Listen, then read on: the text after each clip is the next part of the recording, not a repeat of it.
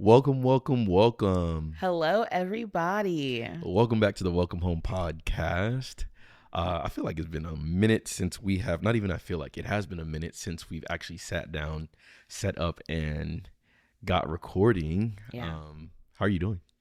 I'm doing good. It Yeah. has been a minute. Yeah, it's been a little while. Yeah, I think we just lost our mojo there for a second. Mhm. I was gonna say, someone asked me, "What do y'all do when you're like you guys are upset at each other or you're arguing, Mhm. and you're set to record? What do you do?" And I just want to say, we don't record. Yeah, that was something that I had said. Uh, really, either early season one or like I don't know, and and then it's something that we reinforced again when we were preparing for season two that if we're not on a good, the same page, let me just say that whether it be because we're disagreeing or maybe somebody's just not feeling good or whatever it may be, we're not going to record just because we don't want to be, in our opinion, inauthentic. I think it'd be easy to get up here and like pose, but we don't want to do that, right? I actually don't think it would be easy to get up here and pose, because I think that sometimes, like, without us knowing, we can get really passive aggressive really quick. Mm-hmm. And you think that you're just like joking with someone when, like, where's They're that place? internalizing it. Yeah. Well, I say that just because, and this might sound weird, but this is also just being like self-aware. I think we know how to carry ourselves when we're in front of people, individually. I do. No, think, like, Sean, they know when you're upset. Our friends know when you're beefing with me. I think our friends that are like within a certain proximity, yes, but like the average person, I don't think they'll know. Shay, you are when Sean is somber, he is somber. Like, he's not going to put on a smile at all. I don't think so. No, not you. I feel like you wear your heart on your sleeve, at least as of late. I don't know. I don't think so, but we can leave that one be. Anyways, last week we were going through the ebbs and flows of marriage, and so we weren't able to record. I mean, outside of that, just being busy. I think we were busy, but I think primarily it's just like going through whatever we were going through, and so we like to stay like a week ahead when it comes to the podcast. So now you guys are getting like real time. So when you guys are watching this, we literally recorded this yesterday when you watch this. So anyways, besides that, what's going on? What's been new? There's been a lot going on in these last couple of weeks. Yeah, a lot. Yesterday, or not even yesterday, 2 days ago, Mm-hmm. one of our close friends, TJ and Kumbi, got married. Yes. So we celebrated them this past week, and just like a whole lot of like other moving parts. Mm-hmm. Like, what all did you do this week? Yeah, I was out of the house for like what feels like the majority of the week, but it was really just 2 days, 2 full days. But yeah, I was being like a groomsman, helping the bro out in terms of all that went into his wedding and, the behind the scenes. It was a great time though. I felt like I was the one getting married though with how tired I was the following day. Oh yeah, I woke up sore. I was so confused. Yeah. But no, congratulations to the fam. He just released a new song, Only You, kind of in celebration of this time in this new season and chapter of life. So go stream that if you haven't yet. Only You by TJ Sarks. But yeah, no, it was dope. Besides that, July is over. July was long this year. You feel like it? I usually always feel like July is like short. Like, why can't my birthday month be longer? But no, I felt like this year it just flew by. Yeah. No, and I bring up July just because July was jam-packed with a lot of different things to kind of celebrate. Obviously, my wife, she turned a new age this year in July. I also released my first single to what will be an entire album here in a few months. As in the album is finished, but like y'all hearing everything. So I released the first single to that, and it's done pretty well in this first month. Yeah. Shameless plug. If you haven't listened to The Hills, tune in. Go listen to it. I'm trying to get to 10K streams on Spotify. Keep that growing. Keep that going. And I'm excited for the next drop, which is going to be at the end of this month with a very good friend of mine. You guys will see that soon. But yeah, July was dope. Yeah, our friends who moved to California. They came down for this wedding, and so I got Yes. to see our Our god godson. baby. Yes. Like, oh my gosh, yeah, I Mm-hmm. love all the babies around us, like no Mm-hmm. favorites or whatever, but we haven't seen him in forever, and so it was just so good to be around like them and their baby. And last night we hosted like our marriage group at the house, Yeah, our friends. Yeah. and it was cool and all, but I realized at towards like the end of like us all hanging out, the importance of like it's not enough just to like be friends and Mm-hmm. fellowship and gist, Mm-hmm. but you really turn into family when you start praying for each other intentionally. Yeah, And like, yeah, I just love the moment that we had last night. for sure. For They sure. prayed over us and we prayed for each other, and it was just beautiful. Like, Mm-hmm. They're the type of people that like I want friendship to be lifelong, which is actually we didn't talk about this before, but we can talk about it today. okay. It's a great segue into understanding the difference between friends for a season Mm. and friends that are meant to be kind of like for longer periods of time, maybe even lifelong. Over the last couple of years, I've had experiences personally where friendships have been tested, relationships have been tested. And if you didn't know me when I was younger, I'm the type of guy, like, if I come in contact with you in my life, like, we're locked in for life. You know what I mean? Weird. And my wife was never like that. Like, and maybe I've come around to that perspective now, and still figuring that out. But needless to say, like, I would fight for friendships for as much as I could. Now, I understood, like, if life kind of just drew us apart naturally, then it's like, hey, like, none of this is like because I have a problem with you. But if I could, and we called each other friend, and I shared with you some level of intimacy, nah, bro, I'm fighting for that, you know? And as of the last 2-3 years, because of the different things that Bernice and I have been through, I've just learned that they're friends for seasons. And I don't know why it took these particular occurrences for me to get that.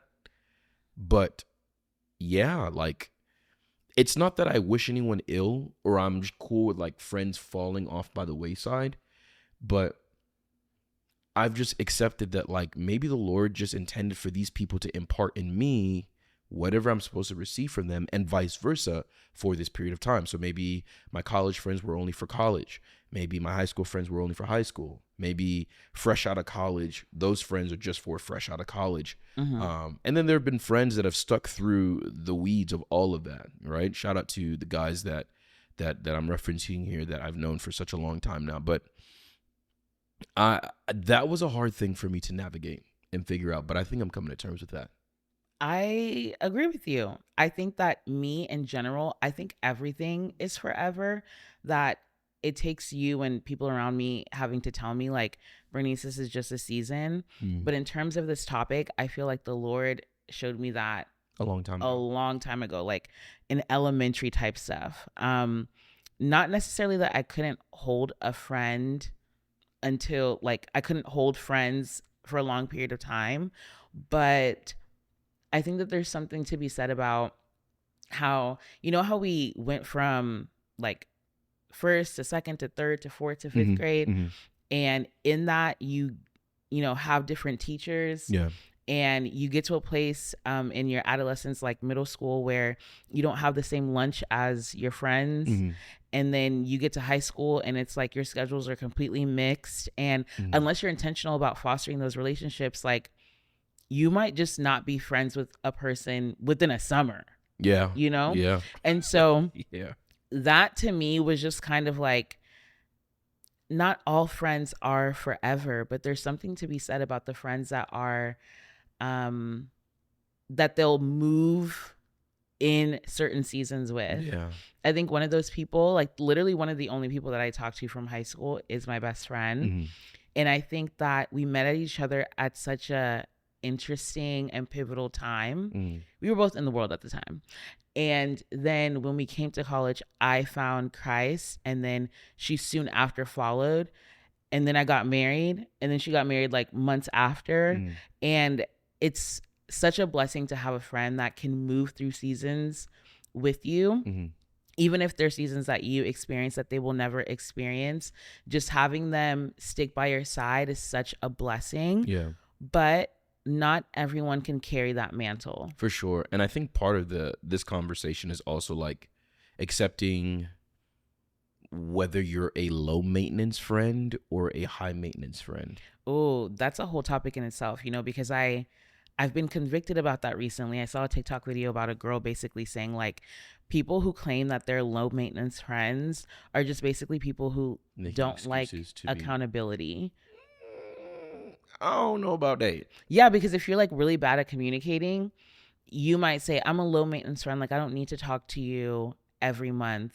I mean, I can see that. I can see that, but I mean, maybe I'm just looking at myself a little bit too much in this. But for me, it's literally like I'm a low maintenance friend. Like if you don't hit me for the next month, checking up on me, Mhm. I'm not gonna be on some like, bro, why haven't you like? But some people might think that we are friends if we're going 3-4 months without talking. That is weird. Yes. That is me though. Like if we go 3-4 months without talking, I don't necessarily consider you a friend.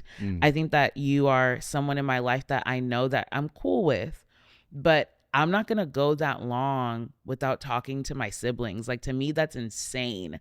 But So, okay. If you could go 3-4 months without talking to someone and then you catch up with them and you catch them up on all that's happened in the last 3-4 months, intimate parts of your life, would you still not say that they're your friend? Well, here's the thing. I wouldn't get them into intimate parts of my life because if you like, we can catch up and I can tell you baseline what's going on, but if I can't, and to me, it's just proximity. That's really what it is for me. Like I suck at long distance relationships because I'm like, unfortunately, out of sight, out of mind type of girl. And so there is no catching you up on the deep darks of whatever is going on in my life because like, why weren't you there?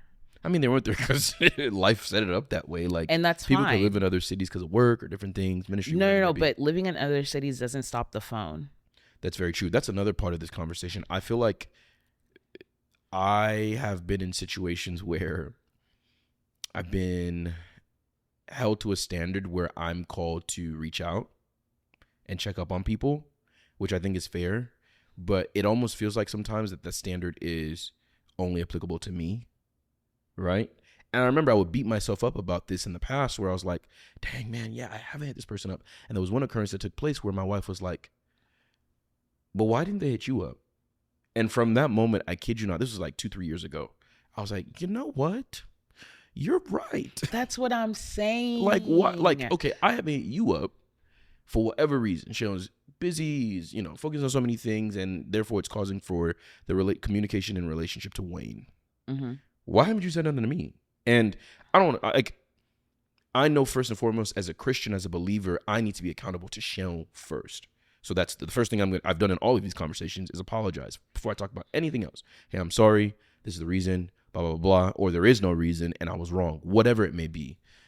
But I think we all have to accept that we're grown. And there's also accountability that's got to be taken on your end. You feel what I'm saying? I also just think that pertaining to this specific thing, it's the foundation of your friendship that basically sets it up. If the foundation of your friendship, which I struggled with this a lot, which is why I'm like, I don't want new friends. But it's in the genesis of your relationship or your friendship, what was the dynamic like? If the dynamic of our relationship was you coming to me for some sort of advice or leaning on to me for a reason, and then a friendship blossomed out of that, of course that person now has the expectation that this is what you are here for. Why hasn't it gone so long that you haven't checked up on me? Which is why then that they get upset. But it's like, I almost feel guilty for being like, why didn't you check up on me? Because I know that the genesis of our friendship was almost like I'm big sis, you're little sis type situation. You know what I mean? In your case. In my case. Okay. But in so many other like relationships and friendships, it's like, what was the genesis of y'all's relationship? Was it were you guys hot and heavy in the beginning where you guys talked every single day? And then once that like hot and heaviness died off, Of course, now that other person is probably thinking, wait, what happened?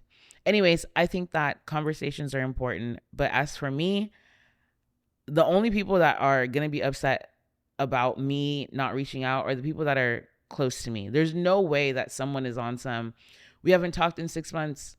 Girl, we're not even friends for real. What are you talking about?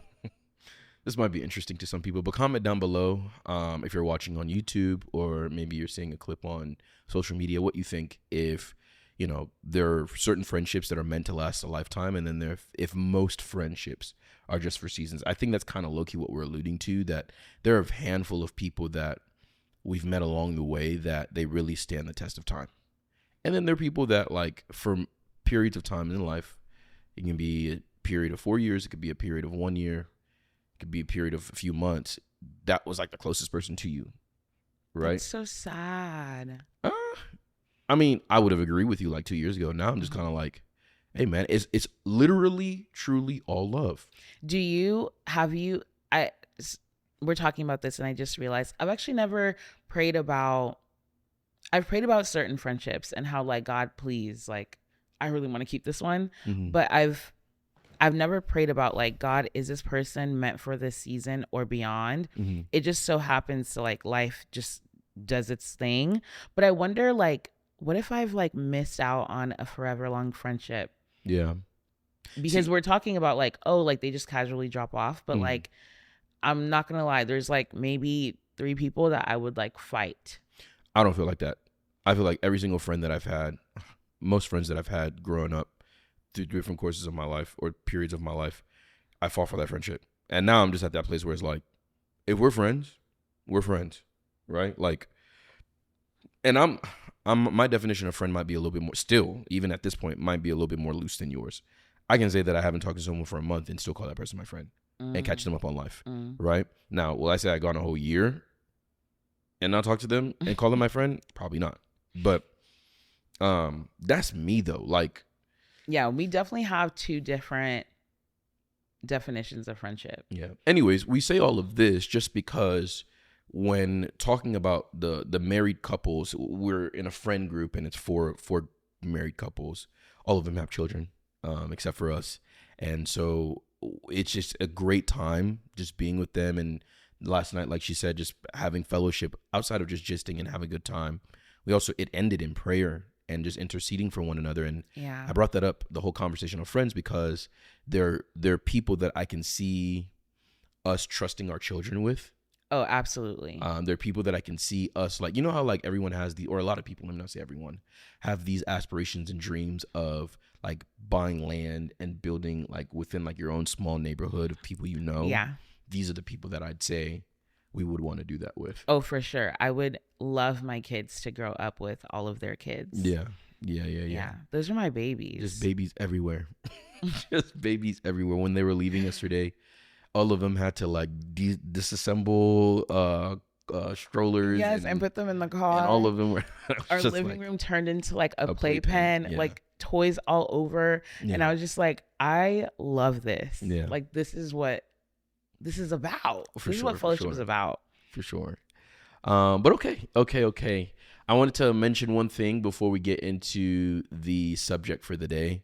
So I have to be honest, I have not sent a newsletter out in like 3 weeks. I was thinking about that. And it's been busy. It's just, honestly, it's just something I got to get on top of.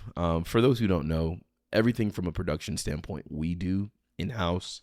We don't send it off to anybody or, do anything like that. And I think it's by the grace of God. But with that, sometimes there can be a lot of things to do. Right. And I was telling my wife when we were getting prepared for season 2, I was like, I want to add just a few things just to kind of take a step up. Right. I felt like if we started the podcast off as bare minimum as possible, just putting out good content and good quality content, then we wouldn't have to shoot for the sun, moon, and stars as we grew. We would grow appropriately, because if we start at the moon, we're going to have to top that for season 2, where I feel like we started on the ground for season 1. Yeah. But it's still a lot. It's still a lot to handle. Ironically, we've had people kind of reach out to us here and there via social media to kind of handle, some of the things that go into the podcast. Mm-hmm. I don't know. I'll just lightly say if you're interested in helping us, and I'll even be more clear. If you're interested in interning, right? Volunteering, right? We may be interested, right? You can feel free to reach out to us. You have to be a Christian. Yes, that too. You got to know the Lord, because we're not gonna get secular in this thing. But yes, anyways, I say all of this to say. Oh my gosh, was that a shot at Maverick? Please, that is not what I was thinking at all, and I don't want any wahala. Actually, that's a current event, but I don't want to talk about that. Actually, let's talk about it for 2 seconds. Like really, really quick. But before we get there, subscribe to the newsletter, and you can get the behind the scenes and updates. I'm even thinking, and I'll actually ask you guys for your opinion. For people who subscribe to the newsletter, would you be interested in getting the episode for the new episode for the following week a week early, or like maybe a few days early? If you would, comment down below. Let us know, and we may be able to make some things shake. But this is only if you subscribe to the newsletter. Okay, now that we've said that, Maverick City, that is something that's going on. What do you think about that? From like to me, you represent the average listener, mm-hmm. right? I like to believe I'm a musician, right? So there's certain things that I pay attention to. But I'm a musician too. We're one. Great. Oh, so we're not one? I didn't say that. That's crazy that you just did that. I did not say that. Okay. That's like me saying I'm a makeup artist because we're one. Yeah. So you let me draw on your face? I think that that's crazy. You let me do your makeup? I think that you would be okay. I think that you know a lot of makeup things. I think I know terminology. I don't think I know application. When my contour is crazy, that man will tell me your contour is crazy. He'll say like, "Oh, it's looking a little." Anyways, Maverick City, what do you think? Okay, it makes so much sense why recently they've been doing the things that they've been doing, because now we know the CEO or the founder of Maverick. He's not the founder. What is it? I'll explain lore if you need context, but okay, cool. So, we saw them at the BET Awards. I think that they were performing with like Will Smith or something like that. It was probably 2 years ago or a year ago. Yes. We also saw them at, it was like another award show. It wasn't the Dove Awards. It was another award show. We then, see them on red carpet sometimes, and it's looking a little, we also see some of their members backing up certain people who I like to believe do not walk with the Lord. And all these things are happening, and I'm like, there's no way that they're like not self-aware of like why they are in certain spaces. And after this interview with their, I guess, what is he? He is the owner of Maverick. You okay, can simply cool. say that. Yeah. The owner of Maverick did an interview, and the way that he talked about everything just made sense. He is making money moves with a Christian brand or Christian collective, because I don't even want to say worship group at this point, because he literally said on the podcast that nobody wants to listen to runs anymore. No one wants to listen to gospel anymore. And so just because they don't do that doesn't mean it's not worship. Listen, to worship the Lord, you need to be in a headspace and a heart posture. And all I'm going to say is you don't need to be at the BET Awards. I hear that. I think... Sorry. In summation, what I'm basically trying to say is that if the anointing flows from the top to the bottom and their CEO and founder is talking like that, it makes sense as to why they are in certain spaces that I do not believe that Christians should be in. Now, is that to say that the Lord can't use you? Yeah, but one day we need to talk about how being used by the Lord is 5% of what this walk is. Mm-hmm. And you can be used all you want, but if he's not pleased with you, it doesn't matter. And so that's what I'm thinking of Maverick right now. Do I think that the Lord's hand is in their lyrics? Is it Bible backed? Yes. Do I believe that the people have been blessed by them? Yes. But is the Lord pleased with Maverick? I don't know. That isn't a question that I can necessarily answer. And I'm not saying... Oh, yeah. No one can answer it. But yeah, I'm not saying you're alluding to he is or he isn't. I think that's an interesting take. I think a lot of the conversation has been centered more around just business and ministry and how they, mix, or Yes. whether they mix or not. And, the interesting thing about this conversation is I have struggled with this concept since the very moment I decided I wanted to make music for the Lord, right? I give you guys context. I have been invited to different places to minister over the years. I don't ask for money. Other people that may be in my position do that, or would even say that that's weird. I don't ask for a dime from anyone. I don't have But we will take the honorarium. We will take it if you want to give it. This is not me saying that, you shouldn't have to, or you don't need to give anything. I'm very much appreciative of that, but we don't need it. I don't need it. And I don't want to do ministry relying on it. Yes. Right. Is it wrong? No. Let me just make that abundantly clear. It's not wrong to be fed where you are serving. Yeah, this I is think biblical. It's a personal conviction of whether or not. For sure. I mean, you see folks like Paul in the Bible where he didn't allow the churches that he founded to take care of him in that sense. I'm not saying that they didn't give him things like that, but his primary vocation, once he gave his life to the Lord, was a tent maker to make ends meet for himself, right? And I think I want to adopt that for my life and for our life, that things like the podcast would eventually be able to fund what we do for a living. Things like the music that I make or whatever it may be, or maybe business ventures and ideas that we have, but not like going to places to minister, whether it be the word or song. That aside, I've had my qualms with this subject matter because I think it's a easy gateway for flesh to get comfortable. I think it's very easy for people to lose focus and lose sight of why they even started this in the first place. Too many stories have I heard from people that we know and people that we maybe know, you guys don't even know, where they started off in the church and maybe they didn't leave the church. They're still in the church, but they started off sold out to the Lord, just wanting to serve the Lord with their giftings. And now we hear of they have poor attitudes. They don't know how to carry themselves. They are divas, whatever it may be. And it's because I believe, money has gotten into the mix. Business has gotten into the mix, right? People being afraid of not being abused, right, by the people that they're being invited by. And so Norman, who is the owner of Maverick, so for the Lord, he wasn't the original owner of Maverick. There was a point in time where there was a point of, I guess, like, I don't want to say contention. It was just a point with Maverick where it was kind of like things were ambiguous. And Norman had foresight to see where things could go in terms of Maverick being in stadiums and touring and all that type of stuff. So at that particular point, I think it's like 2018, 2019, he comes in and he takes over ownership. He buys from the original guys that founded Maverick.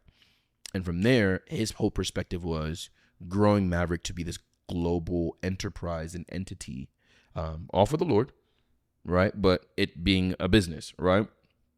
So much so that he's now founded a company called Insignia, which is a culmination of different creative arts, right? So film, broadcasting, TV, music, all of that, right? And he's partnered or really brought other really high executives to be a part of Insignia. So they've left other really big organizations, recording, companies, and joined Insignia too. So, yeah. So we get the insight from him on the Isaiah Curry show, his podcast, or Isaac Curry show, and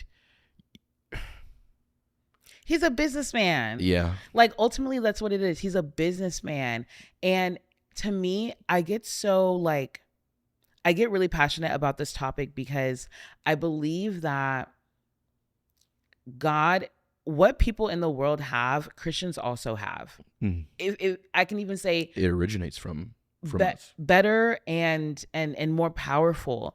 But it sometimes looks like people in the world have better tactics, better strategies, better resources in terms of how to do business well.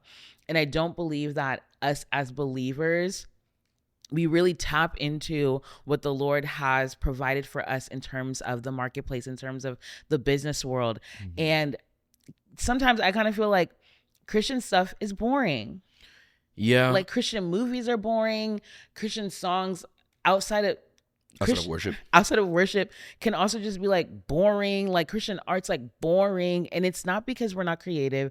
It's not because we're not backed by heaven, but I don't know what it is. I think a lot of it is just like the people who are putting out the type of content that you think is boring don't want to compromise their faith because this is a whole conversation. In the entertainment industry alone, there's skepticism and what is it, theory or what is that? Conspiracies, right? Of the things that people are doing for the notoriety and the wealth and the exposure, right?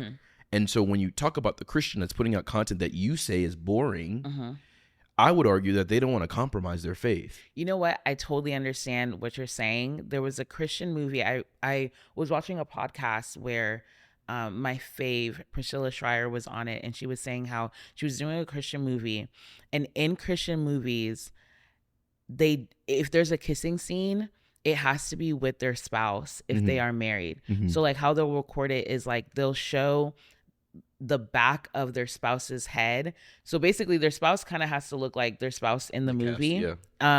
Because even like they don't want to compromise the intimacy of your marriage. You even kissing another person that's not your spouse, or something simple as like holding hands. It has to be your spouse on set to do those things.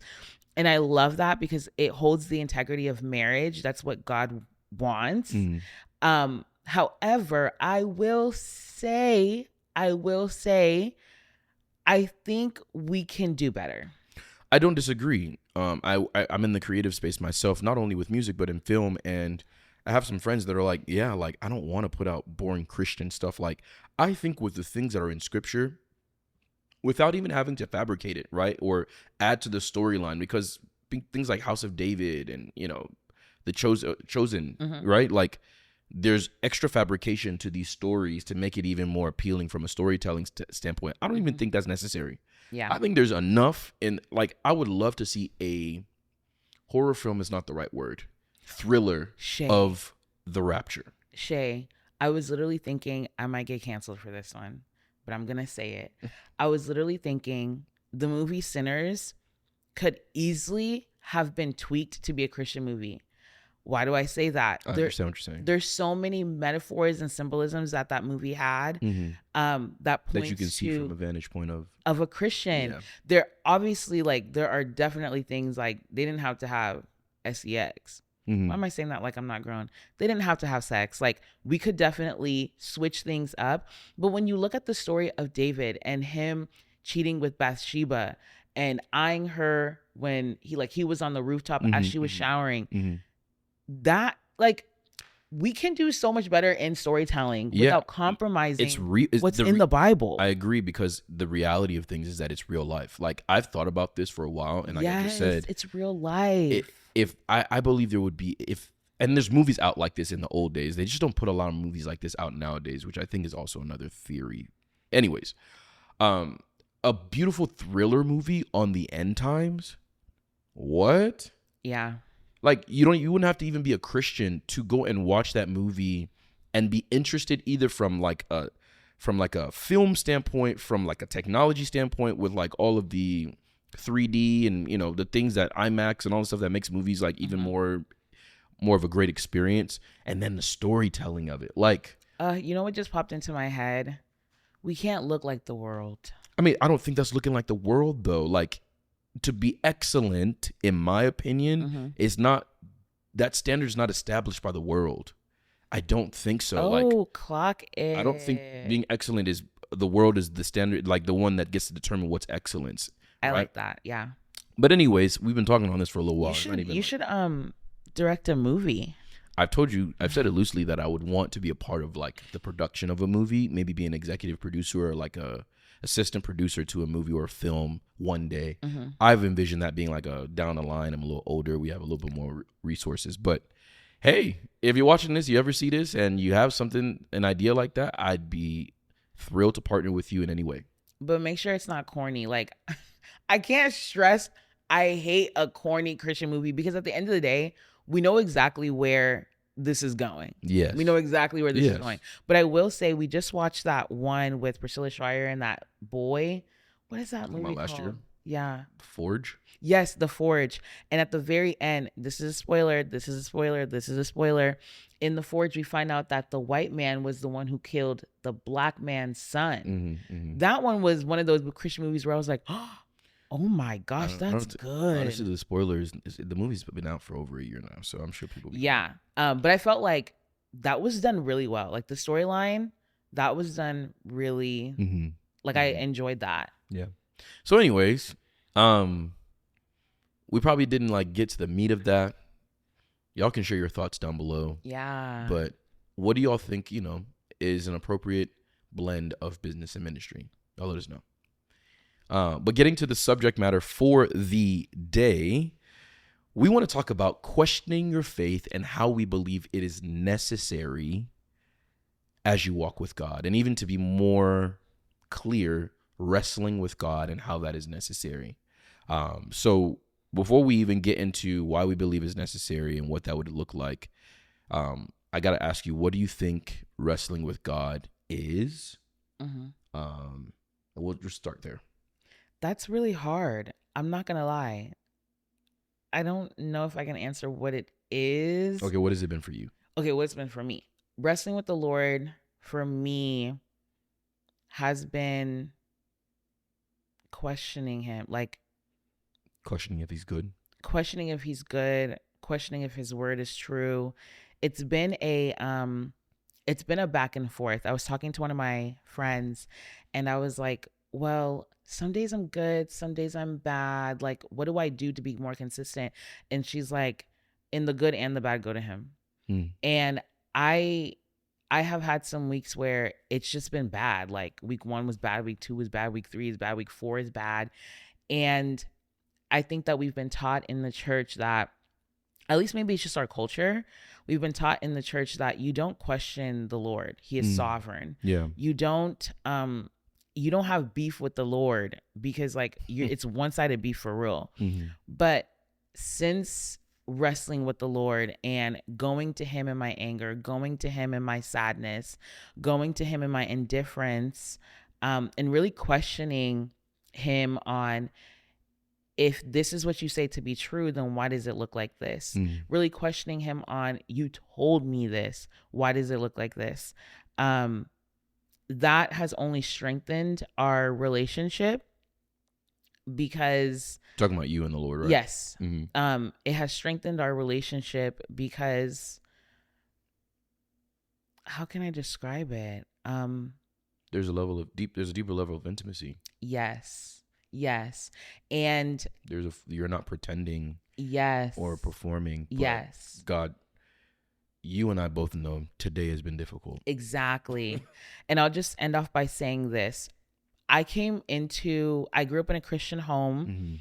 My parents practice Christianity like for real. They're not just talking and going to church, but I believe that my parents practice their Christian walk in front of us. And fast forward to me giving my life to Christ, I was at a low place. In hindsight, like, it was low, but like it could have been a lot worse.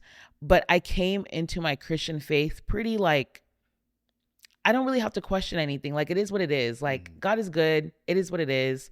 Life's never really been like that hard. Like, I've had dips. I've been in the valley, but it's not like, I've been in the trenches. Yeah, it's not like deep. Like, I just knew everything was going to work out good. I never questioned him for real. I just believed like what, one, I was told, and two, what I read, and that was just that on that. And then this year we went through some really tough times and I was like, wait, why do I really actually believe that? Why have I never questioned what God's goodness really is? And so that was the first time I've had like wait a minute, has this entire thing been a lie? And so in the moment, it's scary to think that, like, Bernice, you're not supposed to be thinking about this. You're not supposed to be thinking like this. But I'm so glad that I did. Yeah. Because now I feel like I'm actually walking with the Lord from a place of understanding, authenticity, depth. When you ask me, why do you believe the Lord is good? It's not theory. It's not theory.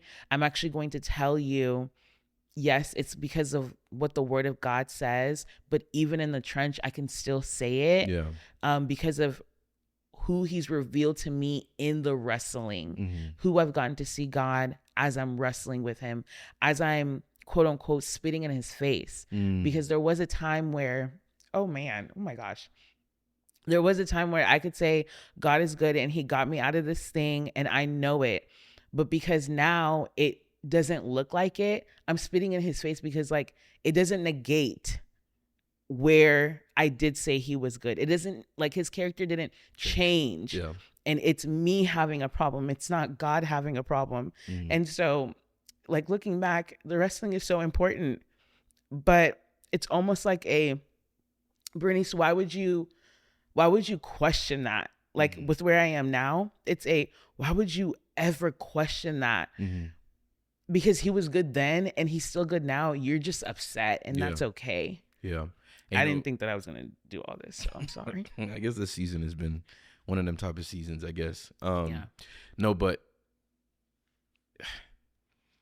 I think the biggest thing that I want to communicate is I believe wrestling with the Lord is necessary, and I believe the Lord makes space for it in everyone's journey with him, in everyone's walk with him.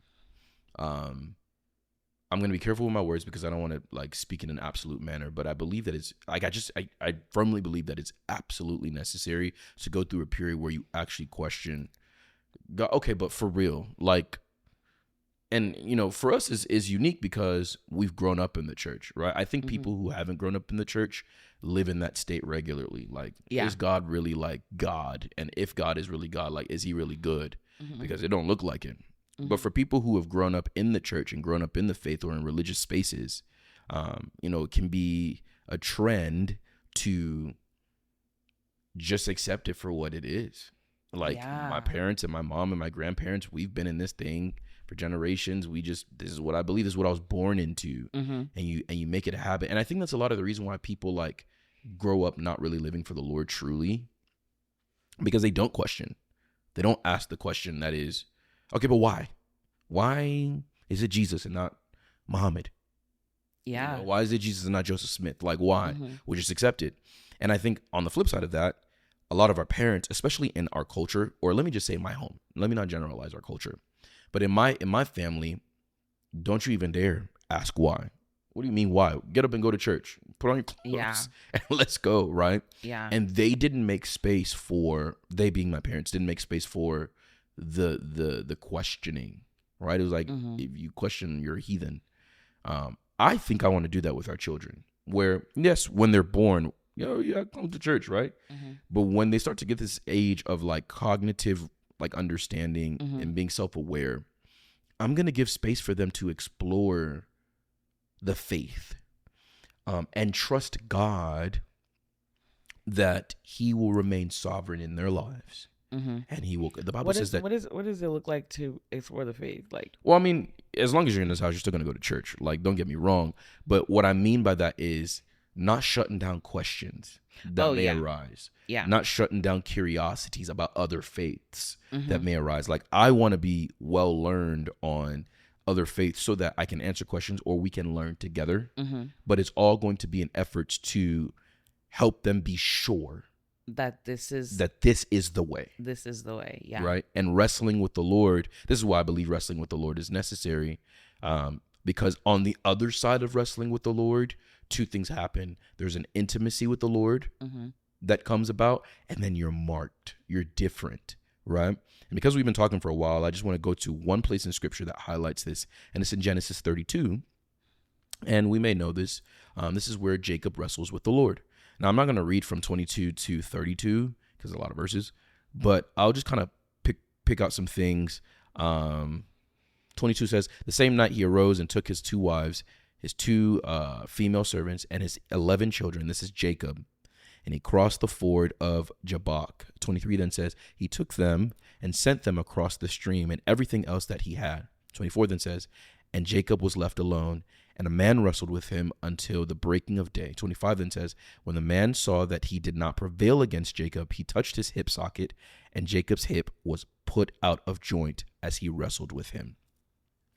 You know, I can go into, just teaching on some things. But one of the things I want to highlight here is how Jacob wrestled with this man that theologians believe to be God, right? Mm-hmm. Or the angel of the Lord. He wrestled with him. He didn't shy away from wrestling with God. And it was a physical. Yeah, it was a physical thing, right? Mm-hmm. But that physical thing was in representation of his inward being, Mm-hmm. his inward state that is, no, like, I'm not going to be satisfied Yeah. until I've overcome this thing or Yes. this person, or come to an understanding about this particular thing or person in this case. 26 then says, then he said, let me go, for the day has broken. But Jacob said, I will not let you go unless you bless me. Yeah. 27 then says, and he said to him, what is your name? And he said, Jacob. 28. Then he said, your name shall no longer be called Jacob, but Israel, for you have striven with God and with men and have prevailed. Then Jacob asked him, please tell me your name. But he said, why is it that you ask my name? And there he blessed him. 30. So Jacob called the name of the place Peniel, saying, for I have seen God face to face, and yet my life has been delivered. The sun rose upon him as he passed Penuel, limping because of his hip. And so the two things that I mentioned, right? Like, there was an intimacy that Jacob had now acquired by wrestling with the Lord, so much so that his name changed from the former to the latter, right? God gave him a new name as a result of wrestling with him. And then there was something that signified that he wrestled with God, and that is his hip socket was out of place.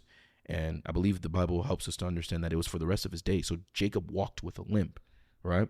And when we now practicalize this and take this to our lives, in wrestling with the Lord, whether you're questioning who he is, if he's real or not, questioning if he's good, trying to figure out if Jesus is really the way, when you come to the other side, assuming that it's gone positively and you haven't left the faith, there's a deeper understanding that you have of the Lord, right?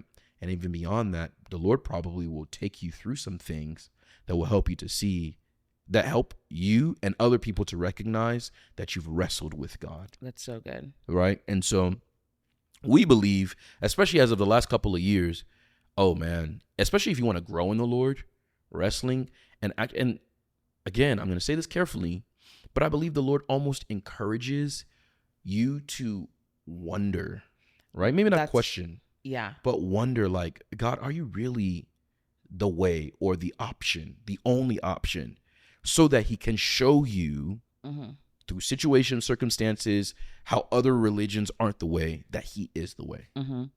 I was thinking about two things. Number one, just now when you were talking, so many of, I'm going to specifically make it Christian women. So many of us Christian women, we want to make sure that who we're dating, who is courting us, is actually our husbands so bad. Like, it's not a, I hope. It's not a, yeah, he came. It's a, no, God, I need to know. Like, we are, my girls are fasting.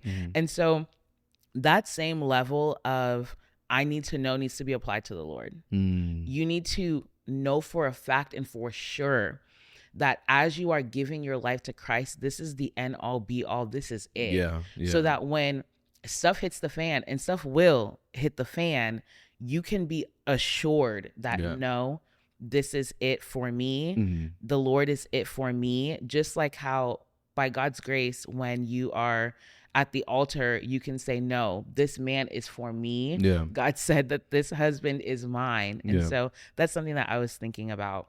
Yeah. I wanted to say, I know the alarm is going off. I wanted to say, I don't want this to be mistaken for how do I want to say this? I don't want this to be mistaken for you're going to be sure about who God is in his entirety. Wait, can I turn that on? Yeah, sure, if you want. Sorry. We're breaking a lot of rules this season. Breaking the fourth wall. Anyways, I don't want it to be assumed from what we're saying that when you come to the faith, and you not even come to the faith, but when you come to this place where you accept like God is the way, that you need to know everything about the Lord. If anything, I think it's quite opposite. I think you come to a place where you've been assured that this is the only way, and I'm going to place all my uncertainties, all my faith and belief in God, right? Like, God has got me to the place where I believe that he's the only way, but then the rest of the journey is literally me trusting him to be God, even if I don't have clarity and understanding completely. Something that you said in regards to the story of Jacob and him wrestling with the angel is, he said, I will not let you go until you bless me. And he continued to wrestle with this angel. And I think that's the difference to me between questioning the Lord and wrestling with the Lord. Okay. Questioning the Lord, you can go so south to where like you just conclude, I don't believe him. Yeah. It's not enough to question. I mean, would you not say that that's what you did earlier this year? You don't have to question. You can no. I'm gonna get somewhere. Let me cook. Okay. Let me cook. Questioning the Lord is not wrestling with the Lord right now, as I believe the Holy Spirit is downloading something in my brain. Because whatever he says, you can take it, interpret it however you want to interpret it, and make the decision of, I don't want to be here. What Jacob did was, I'm going to hold on regardless of what you say, because I know you're powerful enough to bless me. So, and let's just put the blessing to the side, because the blessings of the Lord are amazing, but that's not the end all be all. He is.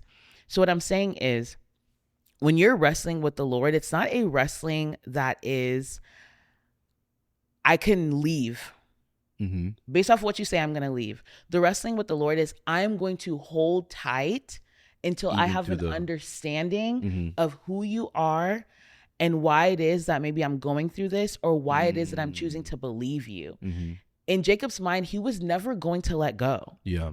Until he got blessed. And that's important that you highlight that, because he was literally wrestling with the guy, like it was a physical thing. It wasn't there had to have been moments where he was winning. Exactly. And there had to be moments where he was losing. But regardless of whatever the state was, he was holding on. He was holding on. And that's the most important thing that I believe was going through my head when I was going through that. I would come to you and I would ask you these questions of like, do you actually think, well, his word says this, but do you da-da-da? It was never I'm not going to believe him. It was before we can move forward, I need to know this. Yeah. And I think that speaks to, in the next time, because there probably will be a next time that things hit the fan and it shakes me to my core. In the next time, I need to be able to look at this time that I'm shaken to my core and be like, no, I know why. Yeah. It's not I'm not going to have to question it next time. It's I know why, no matter how hard it gets, I'm going to hold on. Yeah. So questioning is, in summation, questioning is not enough. It's a question with I'm going to sit my butt down at this table until I get it. I'm not going to get up because you're saying, listen, I'm sovereign and this plan is good for you. No, that's not enough. You know what's tucked into that, though? What's tucked into that is still an element of faith. Yeah. Because there's a belief that you've got to be at a place of conviction where me holding on or you holding on will turn out to something. Right? And I can see what you mean by, wrestling with the Lord versus questioning the Lord is different, because in questioning the Lord, it's almost like, I don't know. Yeah. And so I'm trying to see what you got. Versus like wrestling with the Lord is, there's something in me that believes that there's an answer on the other side. And I don't necessarily know what it is, but I believe you're worth holding on to figure that out. And I don't know how this resonates in y'all's life that are listening to this right now, but I believe the encouragement is to explore the Lord in this level of intimacy where you're literally like, God, this doesn't make sense. Like, you're not well packaged and have a bow and everything is, I don't want to say performative, but just the typical things that you'll say and do in the presence of God. And let me not discourage that, because I understand that God should be honored, is to be honored, and is to be reverenced. And I think that's at the core of the heart where all of that comes from. But I think over time it's been lost to whereby it becomes more performative and just routine. And I think it's important for us to again, just get to a place where we're not just well packaged and well put together before the Lord, but we're honest. We're honest. Whether it's a good, bad, or indifferent day, period of time, season of life, we are honest that, Lord, Father, I don't get this. Yeah. I don't understand it. I hate this. I don't want this. I'm kind of questioning your goodness or your sovereignty. That's another thing. Like, if you're so good, why would you allow this to happen? I'm questioning your sovereignty, right? I'm questioning your intent. Man, I'm questioning the intent of your heart towards me. Yeah. And whatever the case may be, explore that with the Lord. Go into it like, I'm not letting go of you, but you're going to hear me. You're going to hear me humbly, of course. Yeah, I said not in that tone. No. You're going to hear me humbly, of course. Like, you're going to hear, when I say you're going to hear me like that, I mean that in the sense of, I'm going to be honest with you, right? That's where that's coming from. And I'm praying that as you guys do that, with regards to whatever season you're in, that the Lord begins to show you who he really is, because he's not a liar. Yeah. He doesn't fail. And maybe our expectation sometimes is misplaced, but he is still a good God. And so, yeah. That's good. I know that we're short on time, but I wanted to bring up another example of how someone wrestled with the Lord, and it was David. In the Bible, David, sleeps with somebody else's wife. Her name is Bathsheba. She then gets pregnant, and they have a son together. And the Lord basically tells David, because of your transgressions, and this was one transgression, but like in the season, David was just sinning from sun up to sundown. And to be honest, like there weren't any like real big repercussions up until this specific moment, which makes me think like God does not like adultery. Oh, for sure. But that's another conversation. Like he really hates it because of what it represents. I mean, obviously it's bad, but like, yeah. Anyways, go ahead. Yeah, covenant. So he tells David like, you're going to lose this. You're going to lose your son. And David in this moment is wrestling with the Lord because he's still going and fasting for this son to make it. He's like, no, like, please, like he's pleading with the Lord. He's fasting, he's praying. Ultimately, at the end of the day, the Lord still took his son. Some might look at the story and be like, well, you deserve it. But at the end of the day, a baby never asked to be in this situation, right? Let's have some sympathy. But I say that he wrestled with the Lord, and he wrestled with the Lord by going to the Lord. There's so many other ways that he could have handled the situation on some, okay, if you take this baby, then I don't believe that you're good. I don't believe that you say you're the God of Israel. Exactly. Or, my God, or whatever. He could have easily left. But even in his grieving and essentially mourning, he did it with Jesus. LOL. He did it with the Lord. And so if anybody is out there that is just going through something that isn't making sense, or going through something that you felt like the Lord, like, but you said this was going to happen this way, I encourage you to, like David, like John, who is it? Jacob. Like Jacob, like Abraham, like Elijah, like so many powerful people in the Bible, go through it with the Lord. Don't go through it alone. Don't go making up certain assumptions of who you think he is because of the circumstance, but truly fall on your face and hold on to the Lord. I promise you, on the other side is so much sweeter. On the other side, it's so much more worthwhile. Like I feel like I now am living with a assurance of whose I am that makes living just so much more worth it, because I know eternity is about to be really sweet. Yeah. There was something I was going to say, but I can't remember. So maybe it's not meant to be said. Needless to say, we pray that you guys were blessed by this episode. We're so glad to be back. Although I'm saying that like we missed something. We didn't miss anything, by the grace of God. But we are glad to be back with you guys for yet another week. You already know what to do. Like this video, give us a 5-star rating on all the podcasting platforms, and share it. Share this, right? Share this with friends, people that you know that this could bless, people that you don't know it could bless. And we're just praying that you guys continue to tune in and hear the Lord beyond us. But I'll give you I guess an opportunity to say anything if you have anything else to say. I hope you guys have a great start of your week. Awesome. All right. Without further ado, welcome home. Bye.